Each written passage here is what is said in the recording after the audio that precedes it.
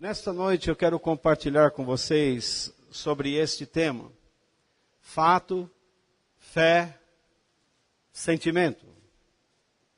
Fato, fé, sentimento.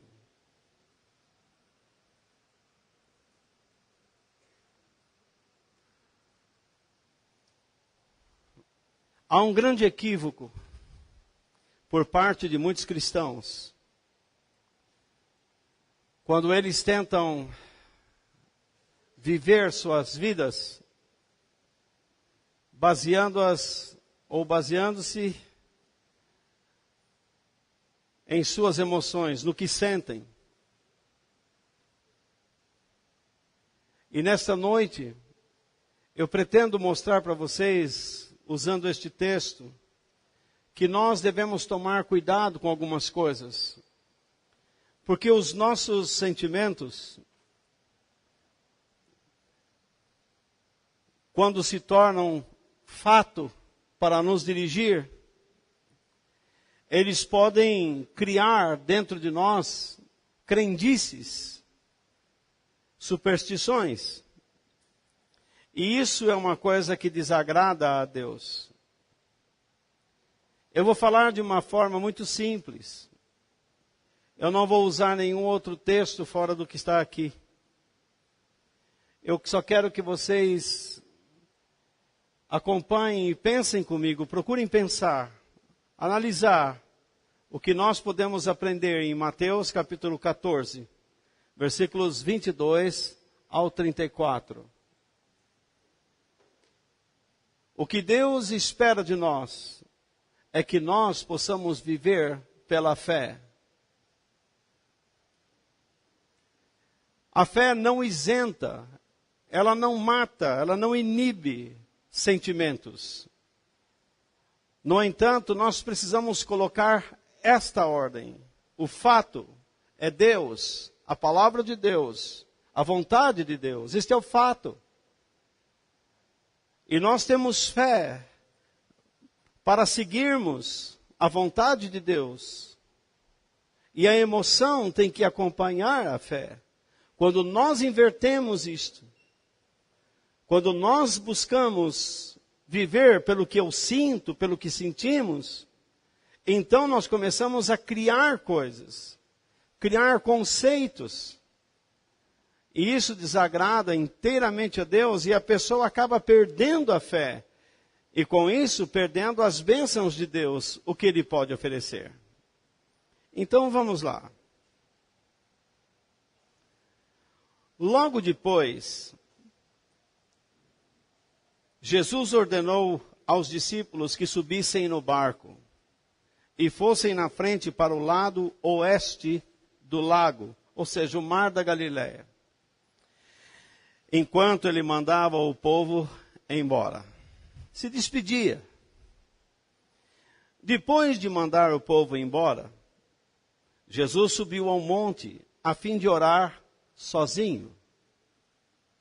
Quando chegou a noite, ele estava ali, sozinho. Naquele momento, o barco já estava no meio do lago. E as ondas batiam com força no barco, porque o vento soprava contra eles. Já de madrugada, entre as 3 e as 6 horas, Jesus foi até lá, andando em cima da água. Quando os discípulos viram Jesus andando em cima da água, ficaram apavorados e exclamaram: "É um fantasma!" E gritaram de medo. Nesse instante, Jesus disse: "Coragem, sou eu, não tenham medo." Então Pedro disse: "Se é o Senhor mesmo, mande que eu vá andando em cima da água até onde o Senhor está." "Venha," respondeu Jesus. Pedro saiu do barco e começou a andar em cima da água, em direção a Jesus. Porém, quando sentiu a força do vento, ficou com medo e começou a afundar. Então gritou: "Socorro! Socorro, Senhor! Imediatamente Jesus estendeu a mão, segurou Pedro e disse: como é pequena a sua fé, por que você duvidou? Então, os dois subiram no barco, e o vento se acalmou. E os discípulos adoraram Jesus, dizendo: de fato, o Senhor é o Filho de Deus. Jesus e os discípulos atravessaram o lago e chegaram à região de Genezaré. Até aí. O versículo 22, vamos fazer uma resenha aqui. O versículo 22 inicia com essa expressão, logo depois. Logo depois do quê? Da multiplicação dos pães. Jesus, com alguns pães e alguns peixinhos, ele multiplicou esse alimento e alimentou milhares de pessoas. Ele explicou ali com esse milagre como o reino de Deus se multiplicaria sobre a terra na vida das pessoas. No entanto, aquele que multiplica pães e peixes, naturalmente tem poder para andar sobre as águas. Além do mais, ele tem o poder da onisciência. Ele sabe o que se passa dentro do coração das pessoas. Nós não estamos encobertos aos seus olhos. Ele sabe o que se passa dentro de nós. Ele sabe qual é a razão de estarmos aqui. Alguns estão aqui por motivos corretos. Outros estão aqui por motivos incorretos. Por motivos supersticiosos, por crendices. Alguns estão aqui porque acreditam que se estiverem aqui, serão abençoados por Deus durante a semana, não terão nenhum problema. Isso está errado. Eu não pertenço a uma igreja para livrar minha vida de problemas. Como nós veremos no texto e já lemos, ninguém serve a Deus para se livrar de problemas nesta terra. Em nenhum momento Deus prometeu isso. Ele não prometeu. O que Deus promete é a sua providência. É que Ele estará envolvido em cada situação de nossas vidas. Às vezes Deus permite situações, permite que passemos determinadas circunstâncias, porque Ele está querendo nos ensinar que devemos ter coragem para quebrarmos vínculos que nos amarram a ideias, que nos afastam dele, que nos deixa longe da verdadeira fé. Quando Jesus, então, estava envolvido com aquela multidão, ele compeliu, ele aconselhou os seus discípulos. Ele fez com que entendessem que era necessário que eles partissem sem ele. Então ele disse: vocês peguem o barco e atravessem o lago, o mar da Galileia, e logo eu irei ter com vocês. E eles foram. Jesus se despediu da multidão, subiu ao monte e foi orar, ficou lá sozinho. Jesus gastava tempo com Deus. Mas a oração verdadeira é só no monte? Não, Jesus não ensinou que nós deveríamos orar no monte. Pelo contrário, ele diz: quando você for orar, entra no seu quarto, feche a sua porta e ore em silêncio. Ninguém, quando vai orar, precisa ficar gritando. Deus não é surdo. No entanto, quando nós nos reunimos, quando o povo de Deus se reúne, Existe um termo na Bíblia que se chama, ou que nós... existe um termo chamado aclamação. O povo aclama a Deus. Nós cantamos um cântico assim, não é? Aclame ao Senhor toda a terra, não é? Então, aclame ao Senhor. Mas quando você está sozinho, você não precisa aclamar, você não precisa gritar. Você tem que ter comunhão. Porque Jesus, ele buscava estar com o Pai sozinho. Repare que ele havia alimentado uma multidão. Não era fácil estar envolvido com aquelas pessoas. Eram muitos problemas que estavam lá. Não era só questão de alimentar. Ele havia ensinado aquelas pessoas, mas também ele percebia a necessidade em cada um, a luta de cada um. Eu não posso enxergar a luta que você enfrenta, a sua necessidade, mas Deus está vendo. Mas esta carga que Deus vê é jogada sobre mim. Todo pregador, quando vai falar das coisas de Deus, ele deve transmitir as coisas de Deus e carregar as cargas que estão com aqueles que o ouvem. Isso traz um peso emocional muito grande, um desgaste, um cansaço mental enorme. Não estou falando isso para me defender, mas é assim que funciona. E então, a única maneira de você revigorar suas forças espirituais e mentais, psicológicas, é você estar na presença de Deus sozinho.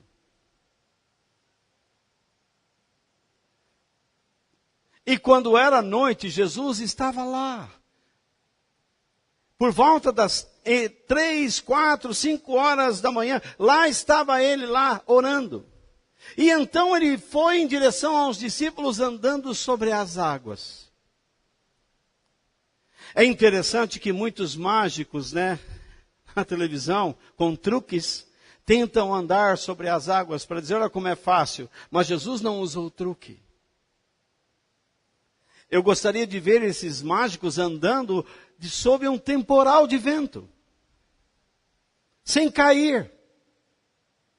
E ele vem atravessando aquele vendaval e andando sobre o mar. E os discípulos estavam lá no meio do mar, sendo açoitados pelo vento e as ondas batendo contra o barco. E eles eram pescadores, homens experimentados, e sentiram a aproximação da morte. De repente, no meio daquela noite, eles olham um vulto andando. E eles dizem, é um espectro. Por que eles falaram é um fantasma? Ainda que eles estivessem andando com Jesus por algum tempo, eles não conseguiram se livrar de certas crenças. Há pessoas que estão aqui em nosso meio, que estão andando com Cristo há muitos anos, mas não conseguiram abandonar suas velhas crenças. Deus é contra consultar mortos. Deus é contra essa coisa de ler mãos, tentar adivinhar futuro. Mas veja quantas vezes você abre o horóscopo para tentar encontrar o caminho da sua felicidade. Você não conseguiu se livrar de coisas erradas. Você não consegue depositar sua vida nas mãos de Deus. Ainda que diga, entregue os teus caminhos ao Senhor, confie nele e o mais ele fará. Você ainda tem dúvidas. Não é errado ter dúvidas. É errado você não aceitar o que Deus está tentando te ensinar. Você ainda vai buscar pessoas que possam abençoar sua vida. Porque você não conseguiu ainda se livrar de religiões antigas, onde você tinha uma proteção em alguém. Se você vai viajar, você tem alguém que te protege. Se você está em casa, tem um protetor. Se você está com os filhos, é um protetor. Se vai guiar o carro, é um protetor. Há pessoas aqui ainda que acreditam que você tem o anjo da guarda.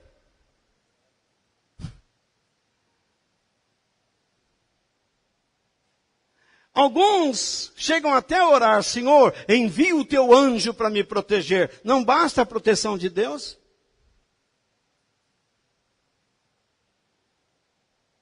Precisa de um anjo que é um co-servo.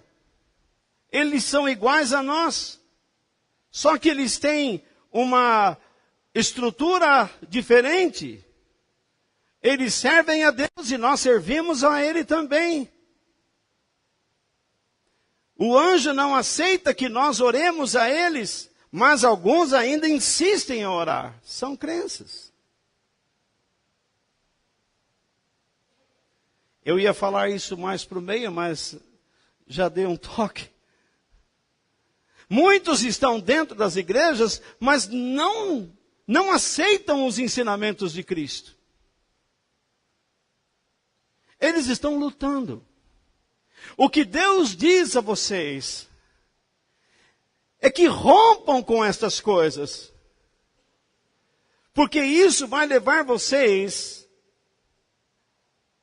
a caminhos que vocês já percorreram e um dia abandonaram, mas voltarão a andar neles e vocês vão perder a paz e a segurança. Jesus, ele não está mandando os discípulos atravessar o lago por acaso. Ele está querendo ensinar alguma coisa a eles. E quando eles olham Jesus, eles dizem: é um espectro.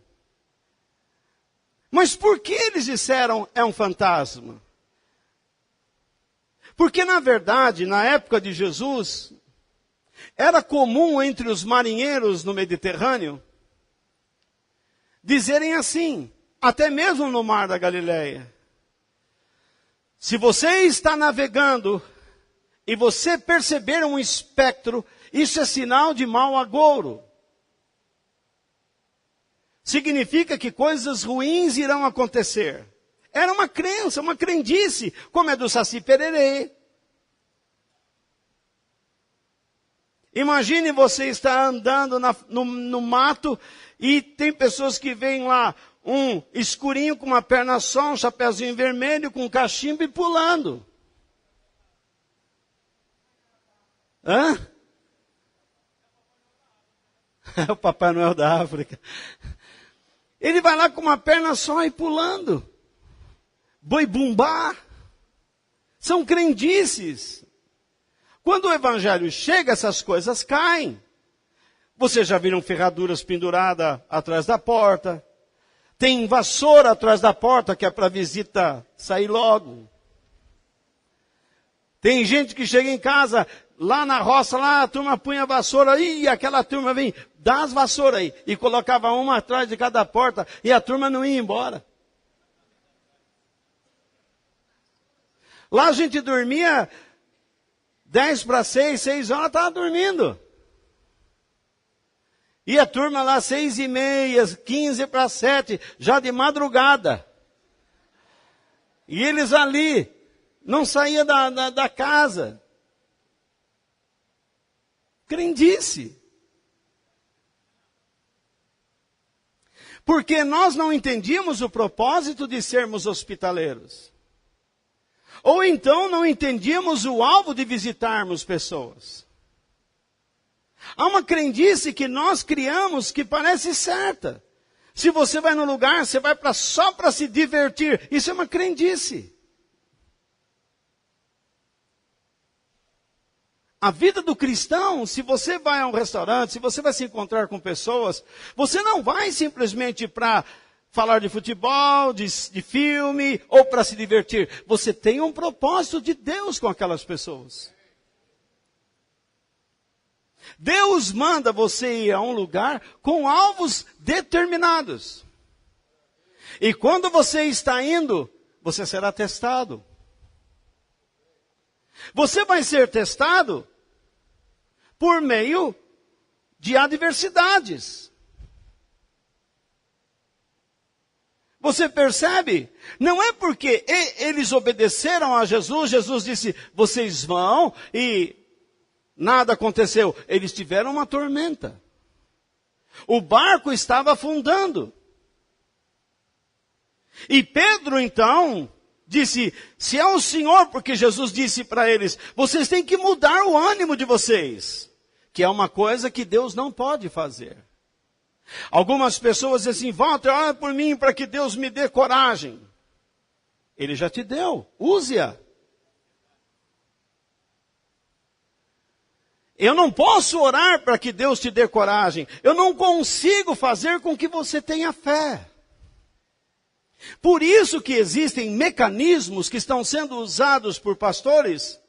Eles usam assim, compra essa garrafinha de água e você vai ver, ela veio do Jordão. Primeiro que não pode água entrar em aviões. Você não pode trazer sequer por navio sem permissão governamental qualquer espécie de árvore ou água de outro lugar. Você não pode fazer isso. Se eles estão fazendo isso e publicamente, deveriam ser presos. Mas nós sabemos que em nosso país não funciona.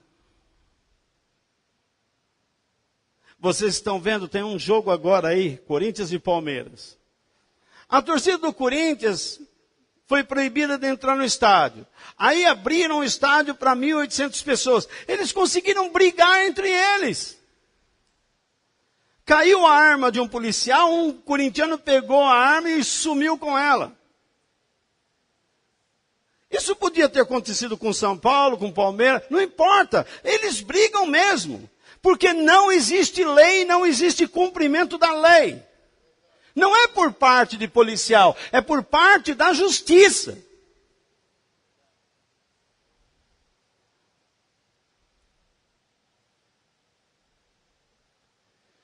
Às vezes me dá uma coceguinha de entrar nesse negócio da Petrobras, mas não vou falar.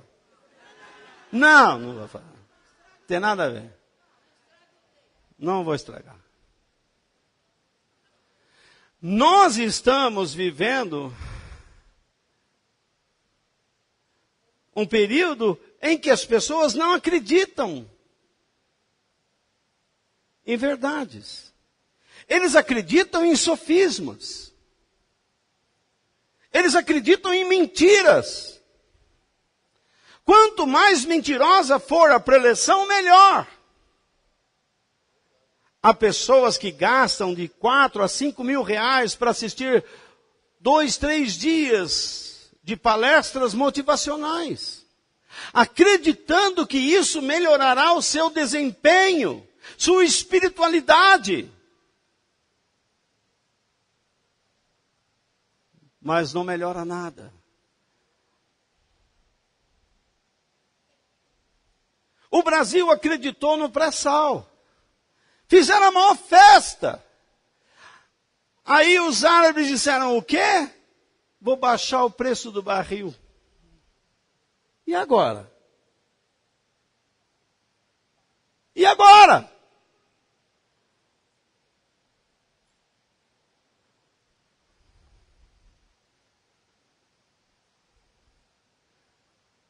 Diante de tudo que eu já vi, só existe algo que eu possa acreditar. Nem em mim mesmo eu acredito.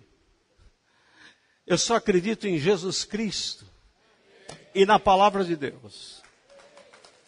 Mais nada.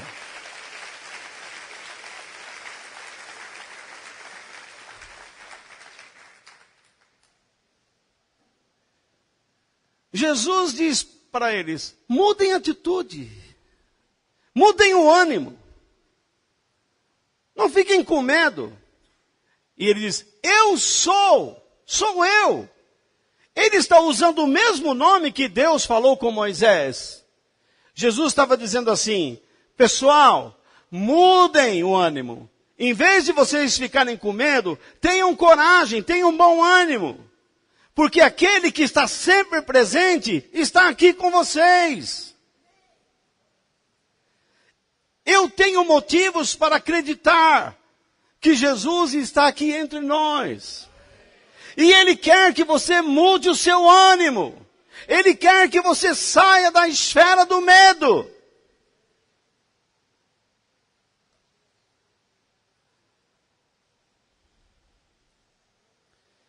Quando Pedro, então, escuta Jesus dizendo, você quer vir a mim, Pedro? Venha! Pedro saiu e foi andando em cima da água. Incrível! Que experiência! Sem truque! No meio de um vendaval, de um temporal de vento. Um tufão. E ele andando sobre as águas. Mas de repente, ele começou a ficar com medo do que estava acontecendo ao seu redor, porque observou demais.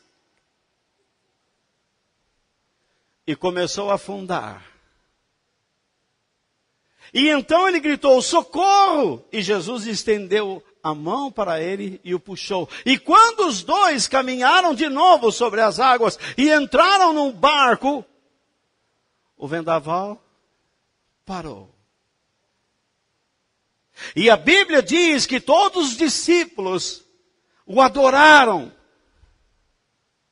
Isto é, se renderam a ele e declararam, de fato, o Senhor é o Filho de Deus. E eles chegaram ao destino. No entanto, o que nós podemos aprender de tudo isso? Mesmo obedecendo a Deus, nós não estamos livres de tormentas. Há quem pense que se estiver na igreja, estará livre de tormentas, estará livre de adversidades. Você acredita que tem gente que paga caro para alguém ir lá na empresa ou em casa energizar? Qual é o homem que tem energia para energizar? Dá uma bicuda nele, no cóccix. E você vai ver por onde sai a energia dele.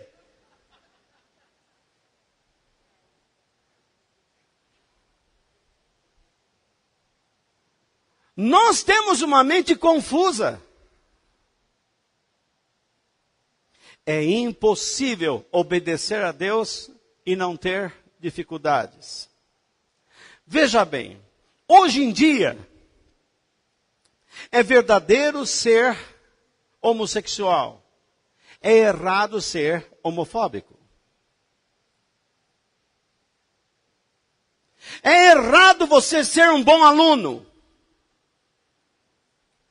É correto você ser um bandalheiro. É correto ser uma galinha, mas ser uma moça direita não é.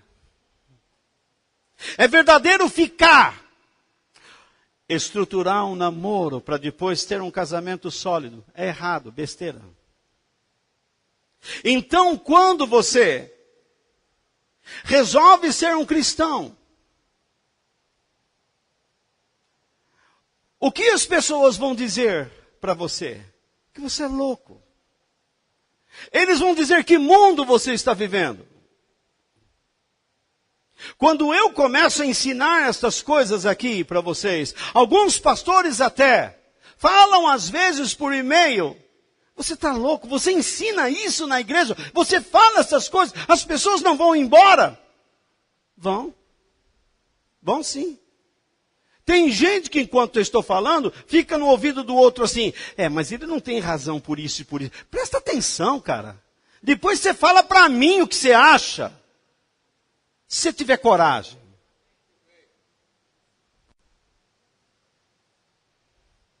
Você está falando para a tua namorada, Deus está falando com ela e dizendo assim, toma cuidado com esse boco-moco aí. Você está se defendendo, cara. É só isso que você está fazendo. Deus está falando, cuidado com esse trouxa. Esse cara está te enganando. É isso.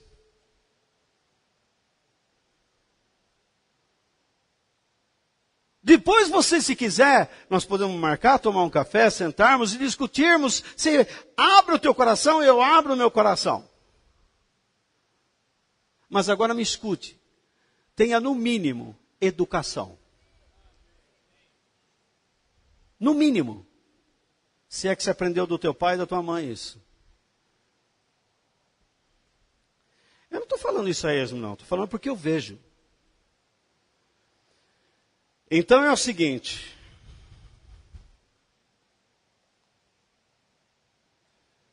É impossível servir a Deus e não ter problemas. Você diz assim, desde que eu comecei a amar a Deus, minha vida virou de perna para o ar. Você esperaria o quê? Que todo mundo te aplaudisse por se tornar cristão? Não, não vai acontecer isso. Eles estão obedecendo a Cristo, estão no meio do mar e começa um temporal de vento. Alguma coisa para matar, destruir mesmo. Em segundo lugar,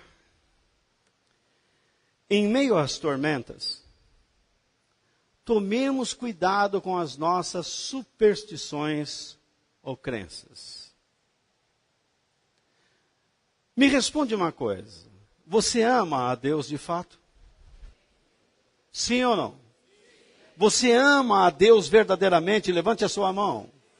E diga alto, eu amo a Deus.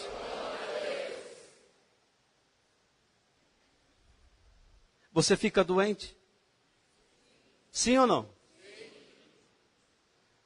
Você se tornou milionário? Rico? Você conseguiu comprar um avião, uma BMW? Mas Deus vai dar condições a alguns de ter isso aqui. Se Jesus não voltar logo, alguns de vocês vão comprar casas, vão comprar um belo automóvel, vão viajar. Aí você diz, sou eu? Sou eu? Não sei. Mas algumas pessoas aqui vão ser ricas. Mas outros vão continuar sendo pobres. Você vai ter que chegar todo dia aqui na estação do Piquiri e esperar o CPTM. E entrar ali, ficar atrás da linha amarela. Diariamente na Praça da Sé, você vai ficar atrás da linha amarela.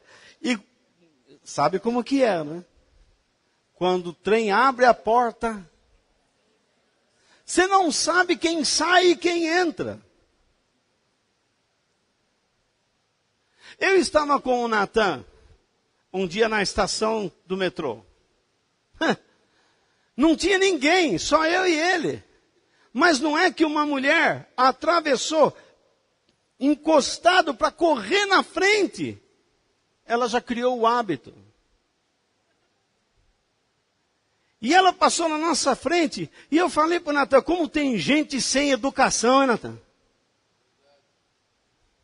E ela ficou olhando para mim, e eu falei de novo, muito sem educação. De fato, ela podia ter um acidente, escorregado, ter quebrado a perna. Se arrisca por nada. Nós vivemos num mundo hoje completamente confuso. Nós não queremos admitir que alguém nos diga algo que é verdadeiro. Nós queremos acreditar em nossas fantasias. E isso é próprio da nossa época. E nós chamamos esse movimento de pós-modernismo.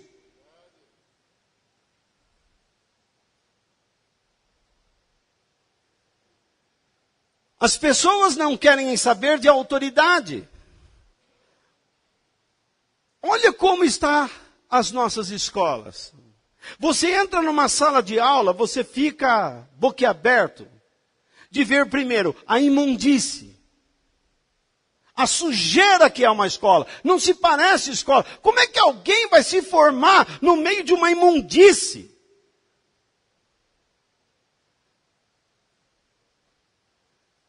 Uma cidade que você passa e ela está marcada com aquelas coisas, com aquelas pichações. E nós incentivamos os pichadores. Que bonito trabalho. Para mim é uma porcaria. É uma imundícia.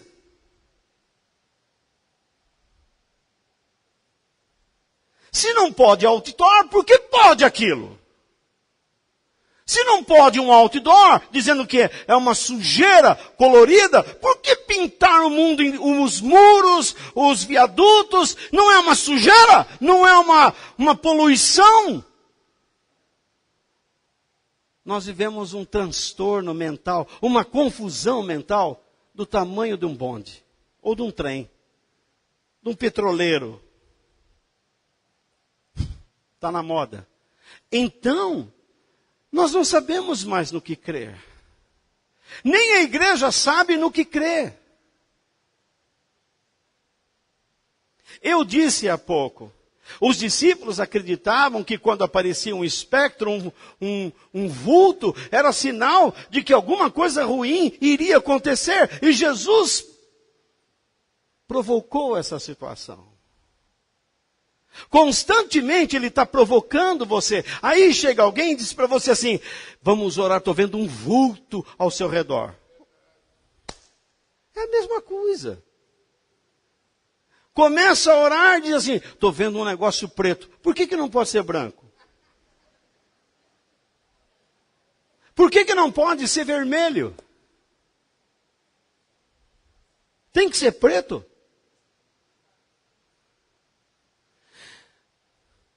Se ele fosse lá na África, que vulto, que cor que era o vulto? Naturalmente ele não ia dizer preto, ele ia falar branco. Se ele vai num país islâmico, que vulto é esse? Capitalista, ocidental. Com certeza. Nós estamos brincando. O mundo hoje não quer aceitar autoridade devido à filosofia, pós-modernistas. Então não se respeita professor, não se respeita leis, não se respeita mais nada. Nós estamos transformando nossas vidas em um verdadeiro caos. Filhos não respeitam pais, pais não respeitam filhos, educadores e autoridades e assim por diante. Quando a Bíblia diz que nós devemos respeitar as autoridades, nós rimos, achamos graça. Essa igreja para mim não serve. Realmente não, para você não serve mesmo. Você acertou. Na condição que você está, não serve. Porque imagine você voltar aqui domingo que vem e ouvir a mesma coisa. Você está ferrado.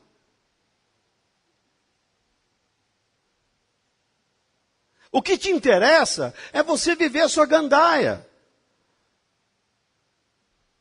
É você acreditar que você está no mundo para ser feliz. Isso é uma crendice. Não existe felicidade. Você casa e diz, pará. E vai lá e veste de branco, e o ternão, e não sei o quê, e blá blá. Daqui a pouco você está chorando. Porque os ajustes não são fáceis.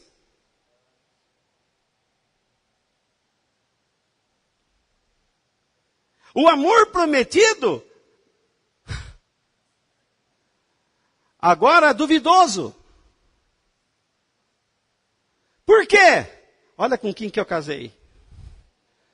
Se eu tivesse casado com aquele ali, eu teria outra vida. Não gosto mais de ser não. Crendice. A pessoa está acreditando que se tivesse uma outra vida, com outra pessoa que ela não pode ter, com esse não vai ter o que o outro tem, o que poderia lhe dar. Então, não te quero mais. Ou não é assim que nós estamos vivendo? Ninguém está disposto a lutar por mais nada.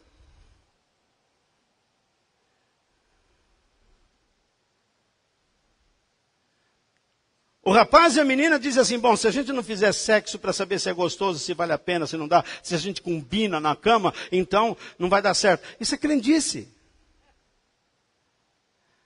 Jesus disse, não é pelo sexo, ensina, pelo menos a Bíblia, que não é pelo sexo que você constrói a vida a dois. Você está começando pelo lado errado. Você está começando pelo sentimento e não pelo fato.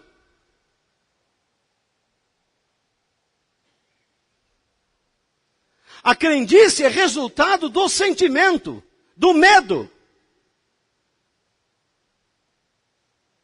Você está doente, então chega alguém para você e oferece aquela água, oferece um pano, diz assim, vamos ali, e lá tem uma pessoa, olha, quando ele põe a mão, você vai ver o que acontece. Você vai lá, vai acolher, vai a Lourdes, não acontece nada.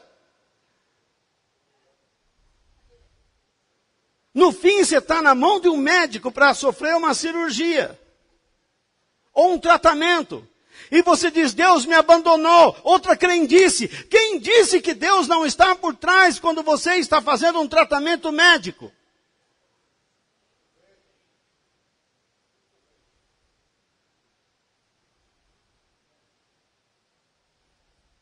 Parem de desobedecer a Deus.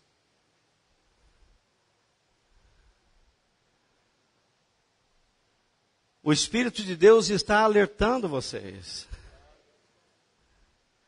Você está doente e chega alguém. Eu fui visitar esta semana uma irmã e eu falei isso para ela. Ela está aqui, depois nós vamos orar por ela. E eu disse para ela, minha querida, não permita que as pessoas dominem a sua mente. Você tem que seguir a Deus. Muitas pessoas quando ficam doentes dizem assim, eu acho que eu vou morrer, eu não quero morrer, eu não quero...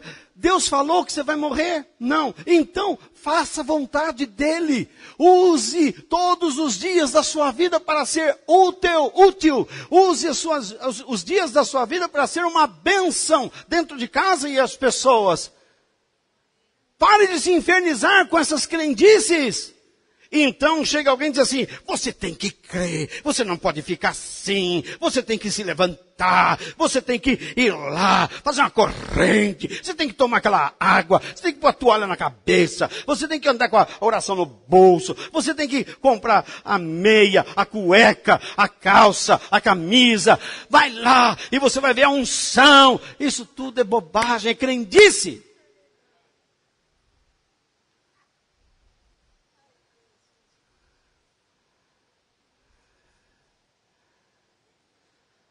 Algumas mulheres às vezes dizem assim, agora meu marido vai ver. Agora eu casei, agora ele vai andar aqui, ó, na palma. Aqui, ó. Ninguém suporta isso. Você está arrumando sarna para se coçar. Ou o marido. Agora eu vou pisar. Vai ver quem é o macho. Você não é macho em nada. Isso não é nada. Quando ela fala, ei! É assim que acontece. Não é nada de macho. Eu só quero que vocês digam para mim se eu estou errado. Não é isso que vocês assistem? Você ouve um programa de rádio, alguém diz lá com um slogan assim, se você comprar mezuzá, que agora estão vendendo uma mezuzá. Eles não aprendem. Já foram em cana, já foram soltos, andaram com tornozeleira, agora estão enganando de novo. Se você comprar uma mezuzá, você vai ver que você vai ficar livre de todos os seus problemas. Desde que você compre a mezuzá e faça a sua oferta de R$83. Nós precisamos de 2.000 pessoas hoje. Amanhã mais 2.000, depois mais 2.000. Não para!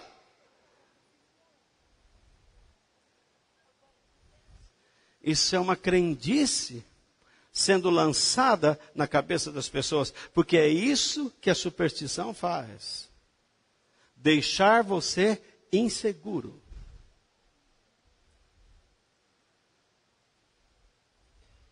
Sabe por que você tem um calo? Porque você não tem um sapato Walter. Compre sapato Walter e você vai ver, você andará como papaléguas. Nenhum lobo do deserto vai, nenhum coiote do deserto vai te pegar. Você vai fazer bip, bip, bum.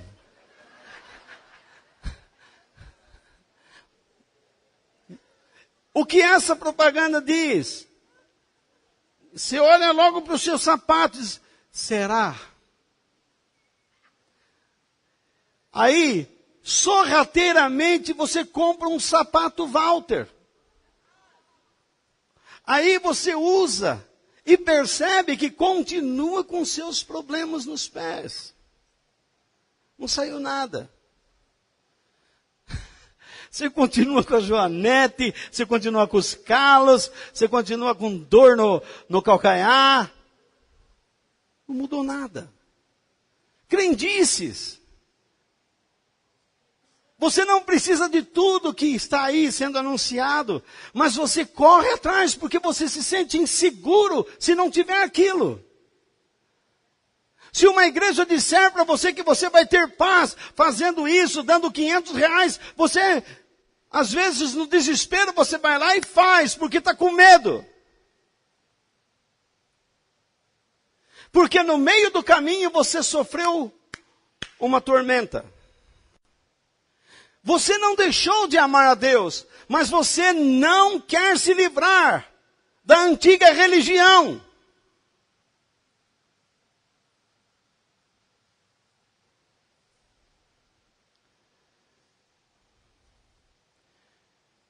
Não é à toa que muitas pessoas vivem com medo. Porque elas não estão seguindo o fato, elas estão seguindo os seus sentimentos.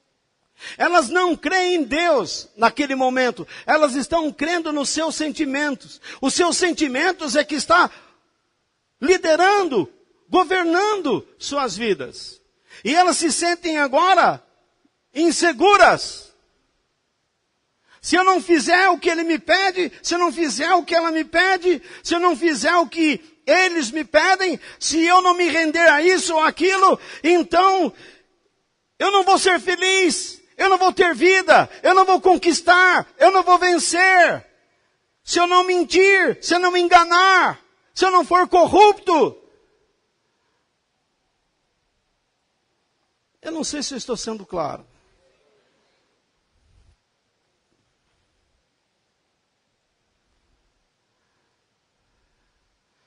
A superstição só vai afundar você.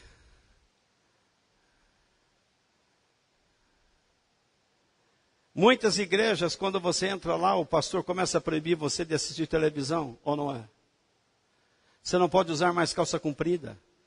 Você não pode usar maquiagem. Você não pode ir ao cinema. Você não pode ir à praia. Por quê? Para colocar medo. Mas você deve aprender a conviver com essas coisas e tirar suas conclusões baseadas no Evangelho. Ele prega estas coisas, mas o que ele deveria fazer não faz. Ele não ensina você a pensar em Deus. Ele não ensina você como superar determinadas coisas que aparecem na sua frente. Ou dentro de si mesmo, dentro de sua mente. É um erro você viver acreditando nas suas emoções. Você não vai dormir, você vai ter pesadelos. Há pessoas que não dormem porque estão cheios de sentimentos ruins. Porque acabam enchendo suas mentes com bobagens. Perdem a paz, a tranquilidade.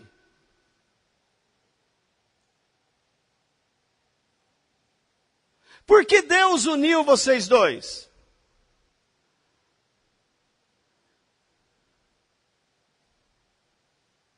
Deus uniu vocês dois para servirem a Deus. Para serem uma bênção neste mundo. Mas vocês agora começam a lutar por objetivos diferentes.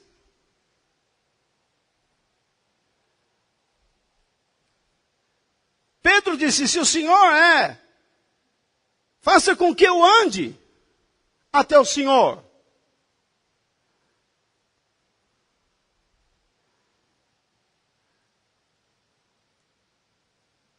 E eu quero levá-los a esse terceiro ponto. Tenhamos o desejo de vencermos a nós mesmos, ansiando pela presença do Senhor. Então você quer ir na direção de Deus. O seu objetivo é esse, mas agora vocês estão tirando o foco de Deus, vocês estão olhando para outras coisas ao redor. E o que vai acontecer? Vai afundar o casamento, vai afundar as crianças, vai afundar a educação, vai afundar tudo. Tudo vai por água abaixo.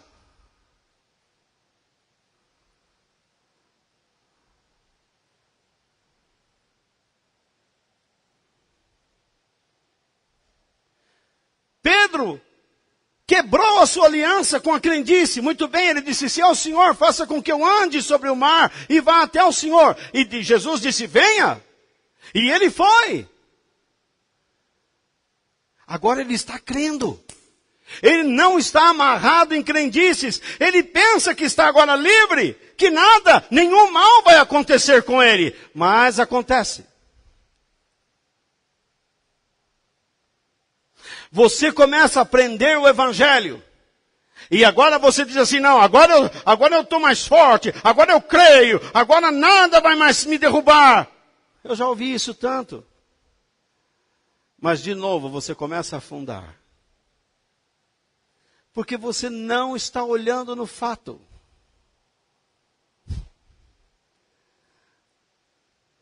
Você está observando demais ao redor.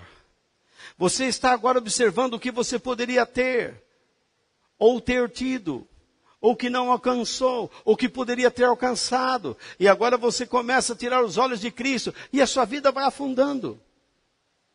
Você pensa que está certo, mas você está afundando. Você chega em casa, não tem mais um momento de sossego.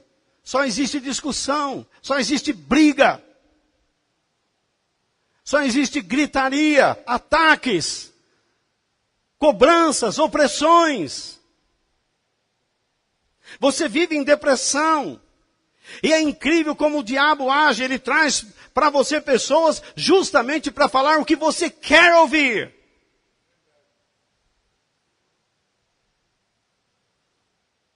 Jesus está olhando para Pedro e está deixando ele afundar.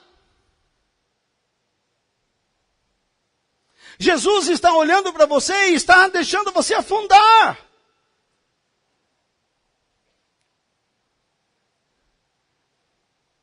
E você diz, mas Walter, Deus não é amor? É.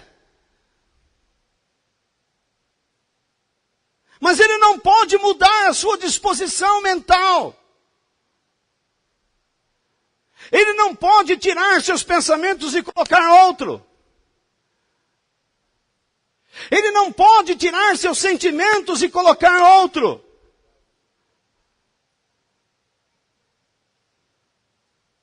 Quando Jesus estava andando na direção do barco, ele disse, vocês têm que ter coragem.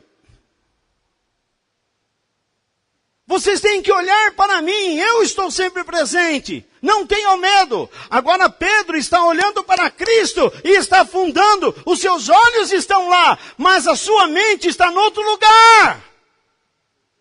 Seus desejos estão em outro lugar. O que é que eu estou fazendo aqui?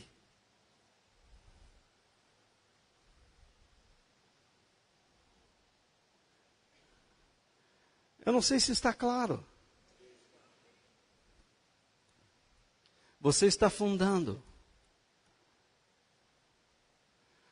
E Deus está olhando para você e deixando você afundar.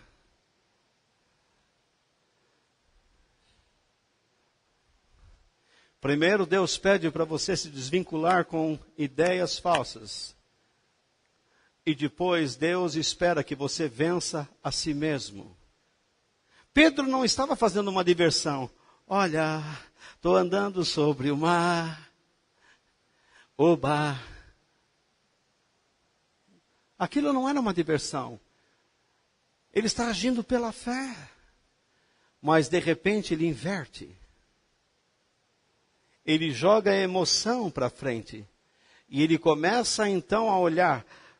Puxa, olha as coisas ao redor. Será que eu vou continuar andando? Será que eu vou continuar? Quando ele começa a olhar para a situação ao redor, ele inverte. Ele começa a afundar. É uma grande lição. Deus me chamou para pregar. Eu não sou reconhecido pela sociedade, mas eu sinto que tenho o meu valor para vocês. E para todos quanto Deus chamar para estarem nesse lugar. Para alguns eu não terei valor. Eles vão ouvir, vão zombar, vão embora. Mas eu sei o que acontece. É o Espírito de Deus que tem que convencer. Não sou eu. Eu não tenho argumento. Imagine, creia no céu. E você vai olhar para mim e falar, creia no céu? Creia que Jesus está aqui. Você levanta a cabeça e diz, cadê? Você nunca vai compreender isso se Deus não revelar dentro de si. Eu costumava esmurrar cristãos que andavam com Bíblia. Eu metia a mão mesmo. Eu praticava lutas marciais e aproveitava para praticar com eles. Que loucura! Me tornei como eles. Passei a amar a Deus verdadeiramente. E Deus tem travado uma batalha constante contra a minha pessoa. Quando nós estamos vencendo a nós mesmos, não é porque deixamos de praticar determinadas coisas ou porque estamos praticando outras coisas. Quando nós vencemos a nós mesmos, é quando nós deixamos de ser orgulhosos e egoístas. Quando Pedro estava afundando, Deus esperava dele uma palavra: me ajude. Eu sou dependente do Senhor. Ele estava andando sobre as águas, não é porque ele conseguiu andar, mas é porque Deus havia dado a ele esta capacidade. Você chegou aqui até hoje, estou falando em data, você chegou até esse momento, não é porque você é competente só, você é cristão verdadeiro, mas porque Deus tem ajudado você. Você tem conseguido sustentar sua vida, porque Deus tem ajudado você. Há certas coisas que estão acontecendo com você, que você gostaria de ficar em casa dormindo e chorando.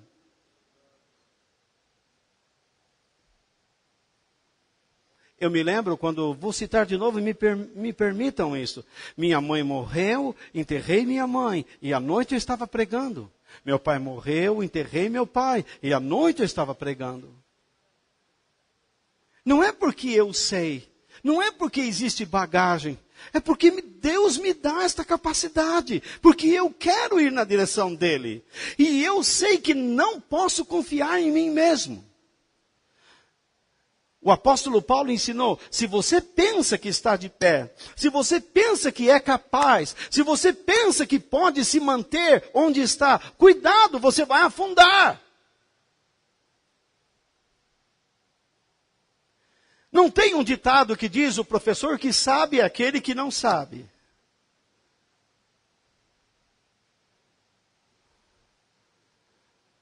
Você não pode achar, não, eu vou chegar na igreja hoje, vou receber um caminhão de bênçãos e agora vou ser forte. Talvez Deus hoje esteja enfraquecendo você. Deus muitas vezes nos enfraquece. Ele rouba de nós, no bom sentido, entre aspas, ele arranca de nós aquilo que nós achamos que é uma coisa que sempre dominou nossas vidas e que nos fazia bem. Por que eu não posso acreditar agora no espectro? Então toda vez que eu ver alguma coisa e pensar que é um espectro, um vulto qualquer, eu vou dizer assim, bom, não significa mais nada, isso me fazia bem, aumentava a minha adrenalina. Deus diz, não quero que você pense assim, porque isso não existe. Não existe essa coisa de fantasma.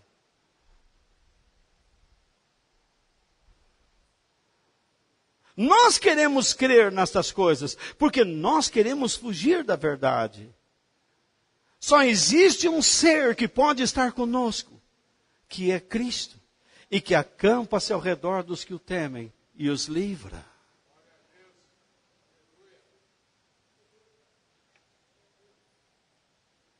Se você tira o foco de Cristo, se você tira o foco da vontade de Deus, você vai afundar. Você precisa ansiar a presença de Deus, mas confiar nele e não em si mesmo. Quando você começa a confiar em si mesmo, você enche a mão de comprimidos e joga tudo para dentro e diz, vou morrer. Você só quer dar trabalho. Você só quer infernizar a vida dos outros. Nem morrer você quer. Às vezes nem o diabo quer. Fala, Deus, salva essa vida aí. Não traz ele para o inferno, não, senão ele vai atentar todos nós aqui. Não há demônio que aguente esse demônio aí. Fica com ele. Tem gente que nem o diabo quer.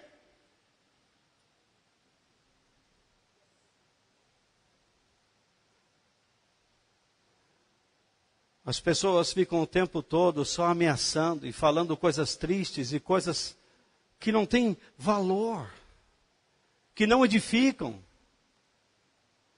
Quando você vai para a presença de Deus, saiba que você está sujeito a tropeçar. Que todas as vezes que você confiar em si mesmo, todas as vezes que você olhar e não se dispuser a andar na vontade de Deus, você vai começar a afundar. Você começa a perder a visão. O que você olha é a sua vida afundando. Você só tem agora desespero. O mesmo desespero do barco, agora você tem o desespero fora dele. O desespero que estava em outro lugar, por alguma outra circunstância, agora ele acontece em outro lugar.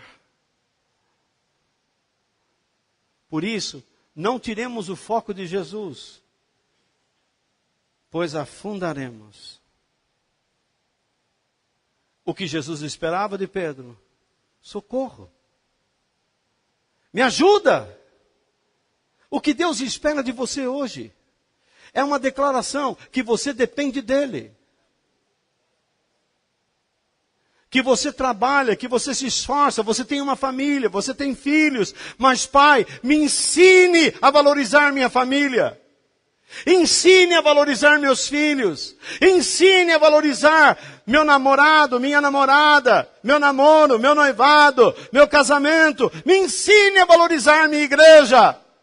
Me ensine a enxergar o Senhor nestas coisas, nesses ambientes, nas pessoas.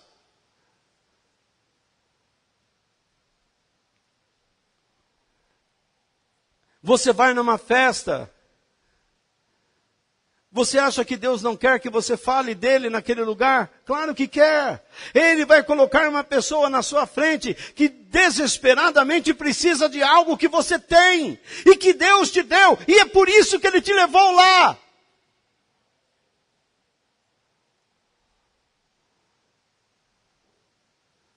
Você fique atento. Divirta-se, mas fique atento.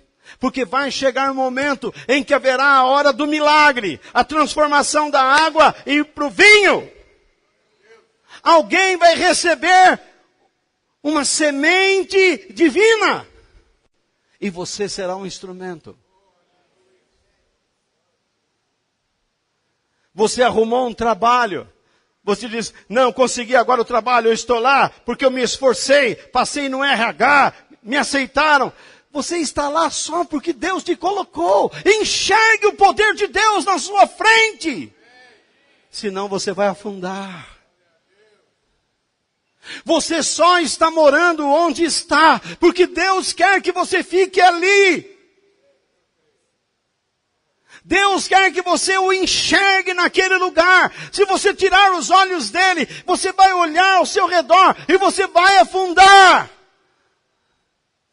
Ajude o seu marido, mulher, a ser um homem de Deus. Porque se você ficar olhando só para as suas necessidades, você vai afundar e tornar o teu casamento uma lástima.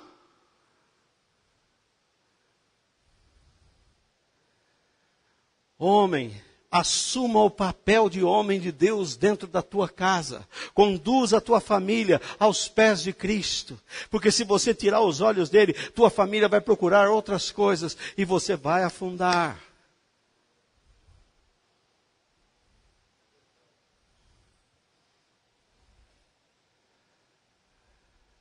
Vocês que estão brigando, parem de brigar.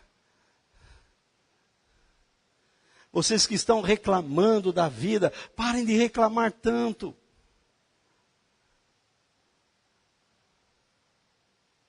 Se nós olharmos, por exemplo, para a situação que está este país, quase 90 bilhões roubados, só ali. Imagine! Nas outras torneiras que estão secando, só para nós.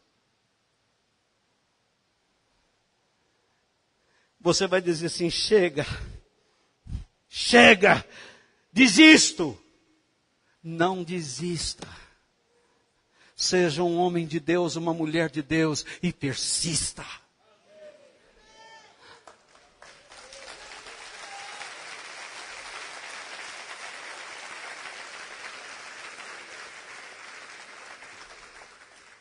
O general Geisel, num dos jornais, antes da sua saída, ele disse assim, eu sofro pressões para iniciar um processo ou dar sequência ao processo de democratização ao país.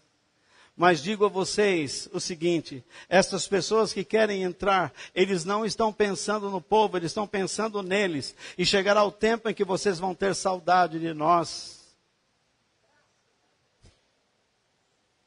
Se você pensar nisso, você fica num jogo. Vamos viver a vontade de Deus agora. Mas volta e nós vamos vir tudo sem tomar banho na igreja.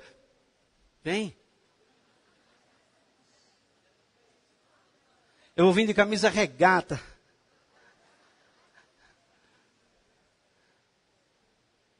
Compra bastante desodorante, irmão. Bala de hortelã. House.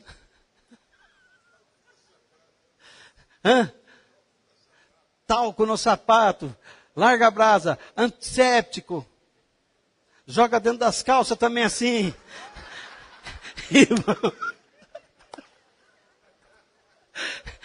E vamos seguir em diante, em frente.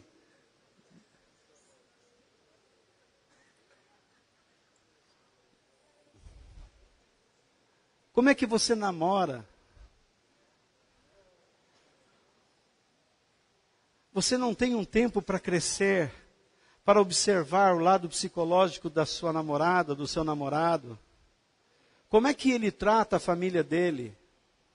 A maneira como ele trata a família dele é a maneira que ele vai tratar você. A maneira como ela trata a família dele é a maneira como ela vai tratar você. E onde você vai encontrar parâmetros para mudar tudo isso, se não na verdade de Deus? Como é que você vai encontrar sua cara metade? Ai, eu sinto que é aquele. Ele é sobrinho de George Clooney. Ele parece o Pete.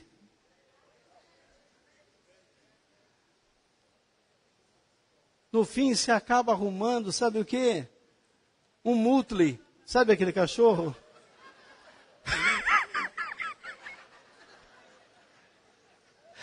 Medalha, medalha, medalha.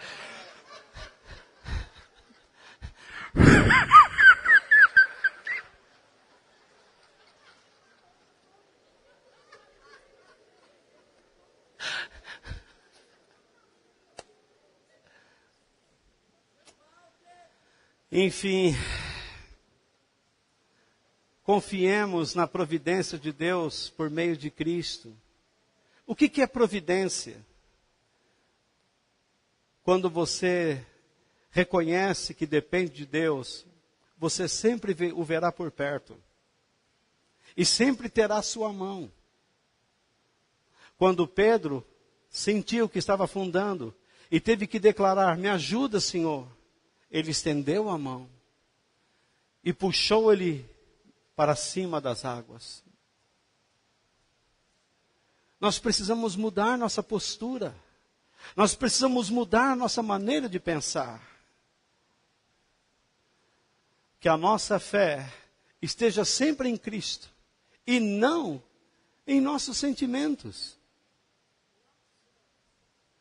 Você diz aí, ai, não vai dar certo, não vou aguentar. Quem te disse? A Bíblia diz que nós podemos todas as coisas naquele que nos fortalece. A Bíblia diz que se Deus é por nós, quem será contra nós? Você tem que entender que você terá momentos difíceis na vida. E você não deve seguir seus sentimentos. Você deve olhar para o fato. E o fato é Deus. A realidade da sua vida é Deus.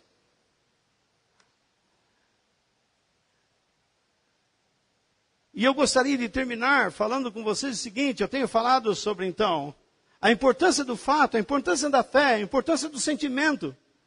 Fato, fé, sentimento. Como aplicar esse princípio às nossas vidas?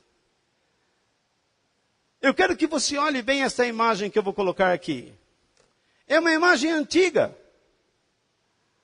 Vocês estão vendo ali o quê? Uma locomotiva. A locomotiva é o quê? É o fato. Aí depois nós temos um vagão atrás, que é a fé. E mais um terceiro. A emoção. Para que a fé seja verdadeira, ela tem que estar atrelada ao fato. Para que uma emoção seja verdadeira, ela tem que estar atrelada à fé, que está atrelada ao fato.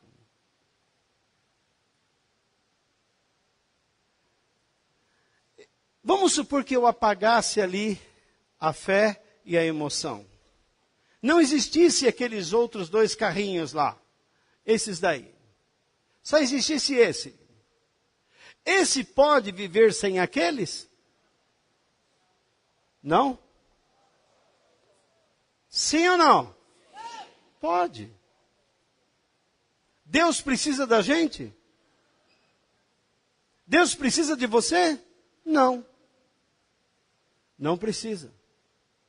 Você só está em Deus por causa de um ato da misericórdia dele. Porque Deus não quer destruir você. Porque você não é obediente a ele. Os homens não são obedientes a ele. Os homens querem que o nome de Deus se apague. Como eu disse hoje, você vai numa escola hoje, uma mulher está começando a namorar com outra mulher. Isso é verdadeiro. Um homem namorando com outro homem. Isso é verdadeiro.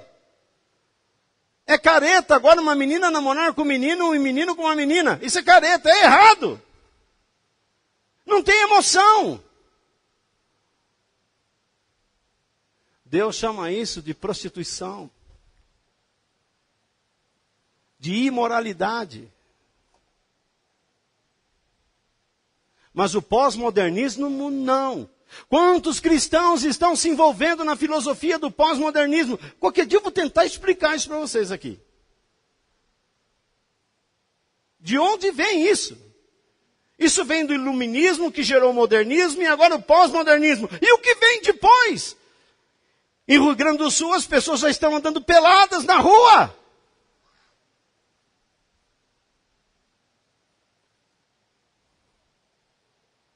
Em Porto Alegre.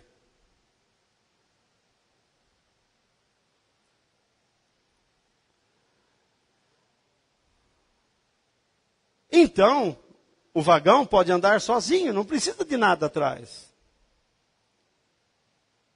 Agora eu pergunto, a fé pode andar sem o vagão? Sim ou não? Não. E a emoção pode andar sem o vagão? Não.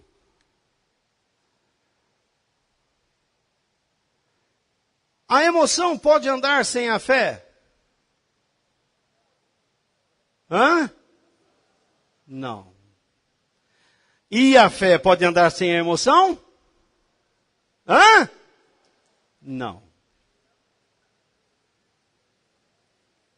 Não. O que é que nós definimos por emoção? Gostei. Um abraço. Oh! Como é que vai? Aperto de mão. Agradecimento. Alegria. Você ser prestativo. Você receber a pessoa com hospitalidade. Não é uma emoção? Você não percebe a emoção nisso? O ódio não é uma emoção? Hã? A raiva? A mágoa? A tristeza não é uma emoção? Como é que você está agora? Triste? Magoado? Com raiva? Alguns podem estar alegres.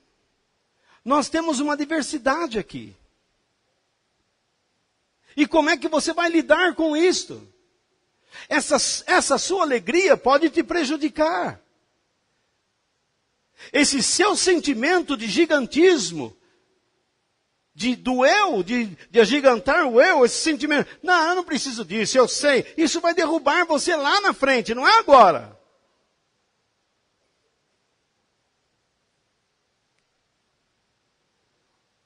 O orgulho não gera uma emoção?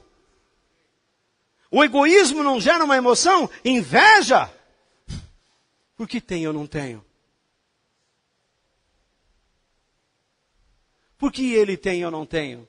Porque, olha lá, o marido dela dá isso para ela. E por que você não dá para mim isso daí? Por que você não dá um abraço? Por que você não fala que nem ela comigo? E você, por que você não fala que nem ele com ela? Comparações. Vocês não vão chegar a lugar nenhum assim. Vocês vão viver a vida inteira se cobrando e não vão resolver nada. Vocês têm que seguir o fato, se atrelar ao fato. Então descobrimos que a única coisa que pode andar sozinha é Deus. A Bíblia diz que a palavra de Deus subsiste para sempre. Não precisa ninguém defender a Bíblia. Eu não estou defendendo a Bíblia. Eu estou dizendo para você aceitar a Bíblia. Se você não quiser aceitar, o problema é seu.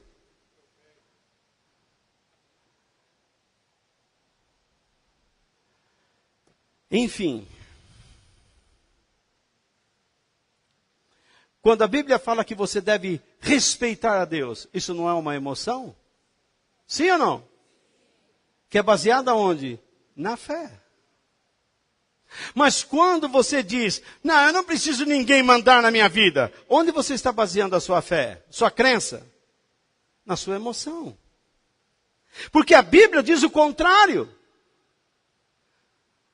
As constituições dos países dizem o contrário. Como é que você pode viver dentro de um país com uma mente anárquica?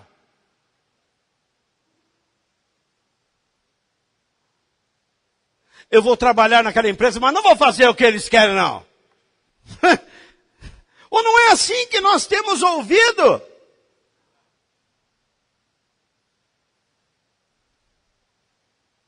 Isso é anarquia. E o espírito anárquico não é uma emoção? Não nasce de uma emoção?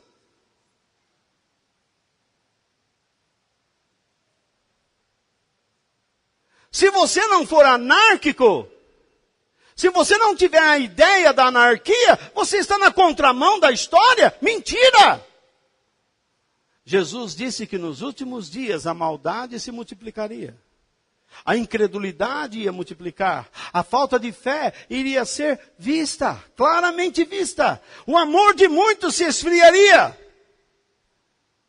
Isso não é crendice, isso é prova. Jesus disse, nação iria guerrear contra outra nação. Agora o mundo resolveu bombardear o Estado Islâmico. Meio assim.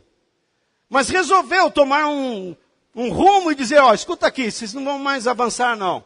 No entanto, vocês não sabem, já está surgindo um outro movimento.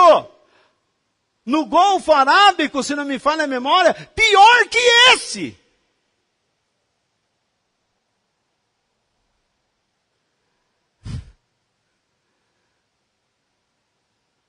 É um nome que eu ainda não sei soletrar ou falar. Pior que esse. Eu quero ver como vocês vão educar seus filhos. Eu quero ver como é que seus netos vão viver nesse mundo. Vai chegar um momento que todo o dinheiro que você almeja ter não valerá nada. A sua vida vai valer um copo d'água. Pare de lutar por coisas supérfluas. Pare de lutar por crendices. Desvencilhe-se dessas coisas. E não ache que você pode viver sustentando coisas que você não pode sustentar. Deus está dizendo, você está errado. Porque para eles lá no barco, Jesus disse, vocês têm que mudar o ânimo. E para Pedro, Jesus disse, Pedro, como é pequena a sua fé. Como a sua fé é improdutiva. Como você é ineficiente. Como você é ineficaz. Deus está dizendo a mesma coisa hoje para a igreja. Você tem fama de ser rica, mas é pobre. Você tem fama de ser bem vestida, mas está nua. Você tem fama de enxergar, mas está cega. Compre de mim ouro. Compre de mim linho fino. Compre de mim o colírio para pingar nos seus olhos, a fim de que eles sejam abertos e vocês enxerguem. Se arrependam enquanto é tempo. Deixa Deus trabalhar na sua vida enquanto é tempo. Olha ao seu redor e veja tudo o que está acontecendo. Mas não desmaie.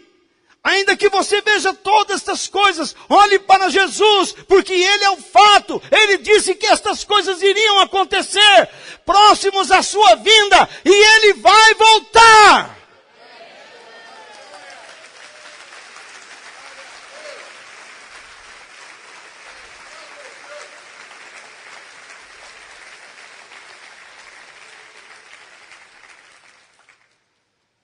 Assim como ele vem andando na escuridão, numa tormenta, assim como seus discípulos experimentam quedas e afundamento, naufrágio.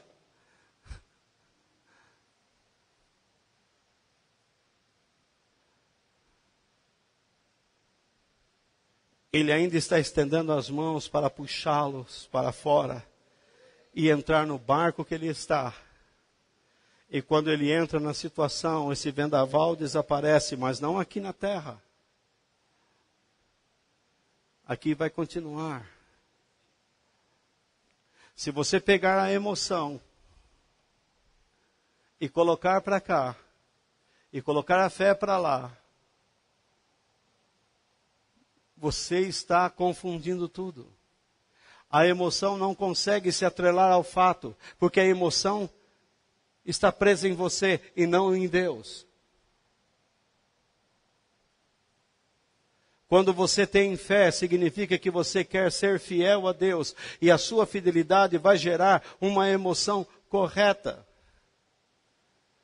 Marido, quando você quer tratar bem sua família, então você vai começar a sentir um amor, um prazer por eles. Um prazer de estar com os filhos, com a esposa, com o esposo. Você vai ter prazer de levá-los para passear, de estar juntos, de estarem juntos. Mas quando você coloca a emoção, essa minha mulher só me irrita, não sei o que, eu vou sair sozinho. Muitos homens saem sozinhos, não falam para onde vai. Muitas mulheres pegam o carro e saem durante o dia, vão ao shopping, ficam lá andando, porque não gostam de ficar preparando nada para o marido. Outras têm que trabalhar, lógico, e outros, todo mundo vai trabalhar. E então, mesmo assim, eles não conseguem enxergar Jesus. E quando chegam em casa, já chegam irritados, porque trazem o clima do trabalho para dentro de casa. Comece a enxergar Deus no seu dinheiro. O que diz o fato sobre o seu dinheiro? O que Deus diz sobre o seu dinheiro? O que Deus diz sobre a sua personalidade? O que Deus diz sobre a sua fé? O que Deus diz sobre o seu trabalho? O que Deus diz sobre a sua pessoa? O que Deus diz sobre os seus relacionamentos? O que você tem que cortar agora? Você está destruindo a sua família. Você olha os seus filhos. Olha o caminho que eles estão tomando. Eles estão olhando para você. E você é o exemplo para eles. Eu não estou dizendo que você mesmo andando na verdade, você vai conseguir mantê-los na verdade. Nem Samuel conseguiu, nem Davi conseguiu. Mas você terá muito mais chance. Em algum momento futuro, a ficha pode cair. Os olhos podem se abrir e eles vão enxergar, meu Deus, onde eu estava andando. Mas se mantenha, seja perseverante, seja persistente, não desanime. Pare com essa coisa, eu não sinto, você não tem nada que sentir. Não vá atrás dessas conversas, desses profetas, essas profetisas. Eu sinto de dizer, você não sente nada. O que eu preciso é obedecer a Deus e saber que eu vou enfrentar lutas. E Deus vai estar comigo porque Ele é minha providência. Ele sempre vai estar no meu caminho. Eu me lembro quando os médicos falaram para outras pessoas que eu tinha 1 ano, no máximo 2 anos de vida. Eles disseram, mas Deus não me disse. E eu fiquei sabendo disso. O impacto foi chocante em mim. Eu disse, não é possível, eu vou morrer? Mas eu continuei fazendo a vontade de Deus. Estou aqui até hoje. Já se passaram quase 40 anos. E eu estou aqui.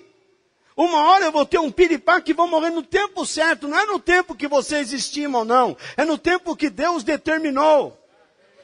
E enquanto isso eu vou dar um trabalho danado para o diabo. Enquanto isso, eu quero levantar pessoas para crerem em Deus, servirem a Ele, amá-lo de todo o coração. E querer amá-lo, amar Jesus, amar sua igreja. Vou lutar por isso. Vou lutar por isso. Vou lutar para que Deus abra os olhos das pessoas, para que eles enxerguem a glória de Deus, para que eles vejam como vale a pena servir a Deus, porque um dia eles estarão no céu, fazendo a verdadeira festa, e se abraçando com a verdadeira felicidade, e celebrando diante do trono do Senhor, a glória dEle, junto com seus anjos. Aqui tudo é luta, aqui existem lágrimas, aqui existem perdas, mas em frente, meu irmão. Não desista, o Senhor é a tua providência. Não vá atrás de soluções mágicas, não vá atrás de crendices, aprenda com Deus no meio do trajeto. Deixa Deus te ensinar. Quando você estiver afundando, não é homem algum que tirará da fossa, do poço, mas será o próprio Deus. Ele está em você, assim como Ele está aqui. Eu afirmo, Ele está em você, assim como Ele está aqui.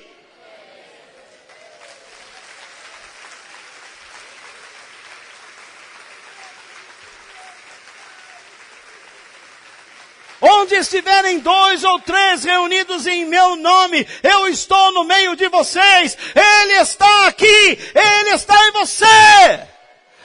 Amanhã você vai sair para o seu trabalho e você diz, cheguei neste inferno. Sim, é um inferno, mas Deus está com você. Se você passar por águas profundas, eu estarei com você. Se passares pelo meio do fogo, eu estarei com você. Jesus disse, eis que estou convosco todos os dias, até a consumação dos séculos. Não duvide.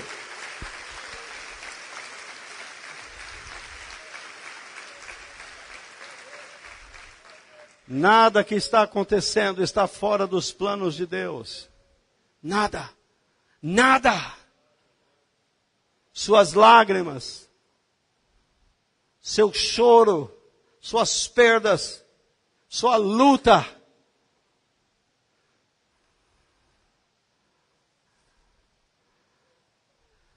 Sabe lá quanto tempo ainda você terá que lutar para restaurar sua casa, seu casamento, sua vida.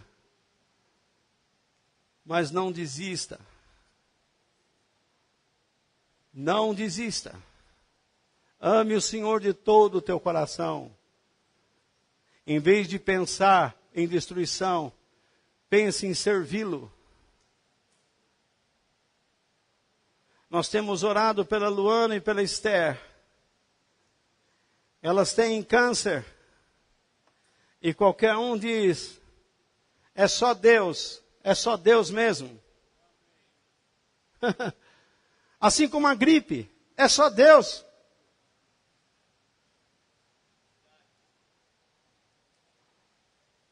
Nós temos um meio de achar que eu estou com câncer, eu sou a pior pessoa mais triste do mundo. Não é não. Uma pessoa que perdeu sua fortuna está tão triste quanto você e pensando em se matar. O medo é medo em qualquer situação. Ele gera sintomas, os mesmos sintomas em qualquer circunstância.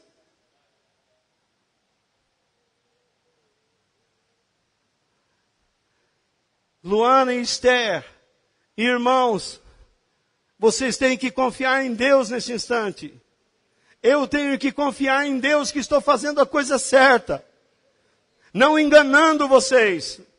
Não mentindo para vocês. Eu tenho que confiar que Deus trará este lugar para ouvir, para aprender, para se envolver na obra de Deus. Pessoas que irão amá-lo de coração.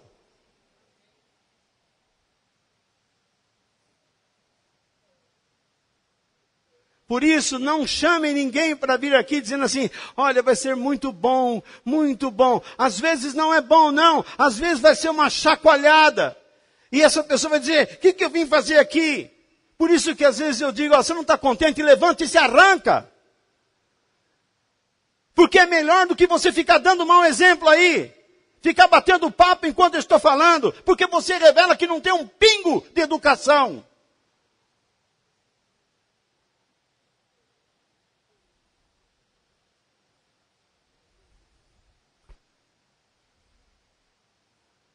Se um dia você resolve falar comigo, imagine, você falando e eu brincando no smartphone. É isso que você é. Um brincalhão.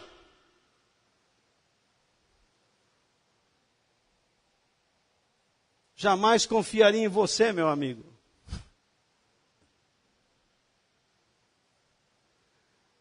Eu estou falando sobre vida, sobre estruturas. Se você seguir suas emoções, você vai afundar. Mas você não pode ter fé sem emoções verdadeiras. Tenha alegria em Deus. Prazer nele. Quando você perceber que a tristeza está levando você para a descrença ou para crendices, diga não. E diga, eu fico com o que Deus me disse. Eu fico com a promessa de Deus para a minha vida. Eu fico com a vontade de Deus. Eu vou continuar servindo a Deus. Como disse Josué, eu e minha casa serviremos ao Senhor. Que Deus nos abençoe. Amém.